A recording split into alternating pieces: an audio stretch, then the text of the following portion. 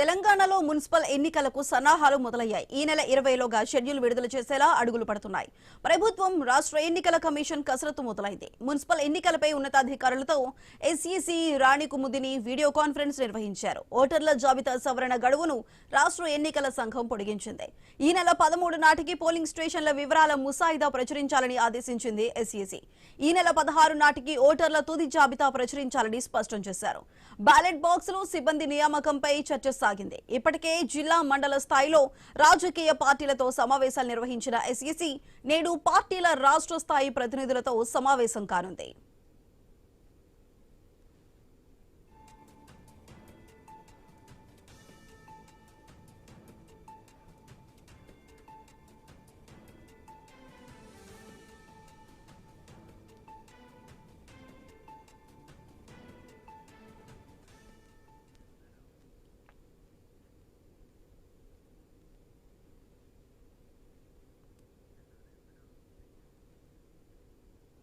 తెలంగాణలో మున్సిపల్ ఎన్నికలకు సన్నాహాలు మొదలయ్యాయి. ఈ నెల 20లోగా షెడ్యూల్ విడుదల చేసేలా అడుగులు పడుతున్నాయి. ప్రభుత్వం రాష్ట్ర ఎన్నికల కమిషన్ కసరత్తు అయితే మొదలైంది.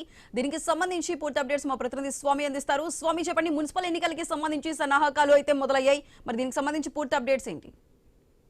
ఇటీవల రాష్ట్ర అసెంబ్లీలో మున్సిపల్ చట్ట సవరణ చేసిన ప్రభుత్వం 60 రోజుల ముందుగానే కేంద్ర ఎలక్షన్ కమిషన్ కి అనుమతి తీసుకోవాలన్నటువంటి తుది ఓటర్ల జాబితా ప్రచురించే అనుమతి తీసుకోవాలన్నటువంటి విషయం పైన దాన్ని నిరాకరిస్తూ చట్ట సవరణ చేయడం జరిగింది. మరోవైపు ఈ నెలాఖరు లోపు నోటిఫికేషన్ ఇవ్వడం కోసం ఎలక్షన్ కమిషన్ సన్నద్ధమవుతుంది. నిన్న అన్ని జిల్లా కలెక్టర్లతోటి టెలికాన్ఫరెన్స్ నిర్వహించినటువంటి ఎలక్షన్ కమిషనర్ రాణి కుముదిని దీనికి సంబంధించి ఈ నెల 13వ తేదీ వరకు అన్ని పోలింగ్ బూత్ సంబంధించిన వివరాలను అప్లోడ్ చేయాలి. అదేవిధంగా ఈ నెల 16వ తేదీన తుది ఓటర్ల జాబితాను ఫోటోలతో సహా ప్రచురించాలని చెప్పేసి కూడా జిల్లా కలెక్టర్లకు ఆదేశాలు జారీ చేశారు. మరోవైపు ఎలక్షన్ సామాగ్రిని అంతా కూడా సిద్ధం చేసుకోవాలి. ఒక్కొక్క పోలింగ్ బూత్ వారిగా అధికార యంత్రాంగాలంతా కూడా సిబ్బందిలందరూ కూడా గుర్తించి టీపోల్ యాప్ లో దానికి సంబంధించి వివరాలన్నింటినీ కూడా నమోదు చేయాలని చెప్పేసి కూడా కలెక్టర్లకు ఆదేశించారు.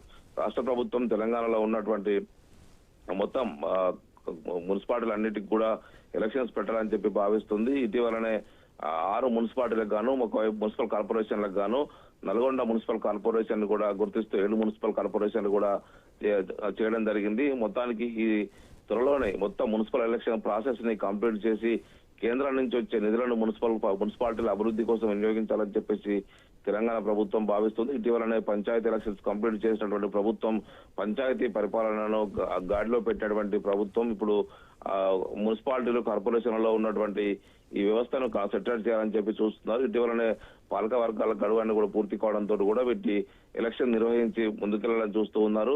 దీనికి సంబంధించి ఇటీవలనే కాంగ్రెస్ పార్టీ కూడా పిసిసి చీఫ్ మహేష్ కుమార్ గౌడ్ సీఎంతో ఒకవైపు సమావేశమయ్యారు.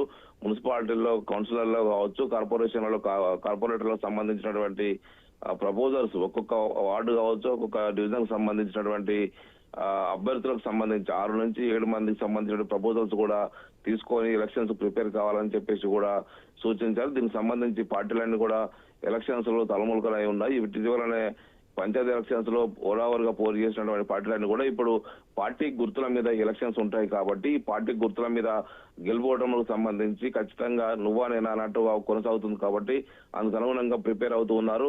చాలా మంది ఆశావాహులంతా కూడా వారి ఎలక్షన్స్ కి సంబంధించినటువంటి ప్రిపరేషన్ లో ఉన్నారు. ఒకవైపు ఫిబ్రవరి తర్వాత మార్చిలో 10వ తరగతి పరీక్షల ప్రాసెస్ మొదలయ్యే లోపుగానే ఈ ఎలక్షన్ ప్రాసెస్ ని కంప్లీట్ చేయాలని చెప్పేసి రాష్ట్ర ప్రభుత్వం భావిస్తూ ఉంది. Right Swami, thank you.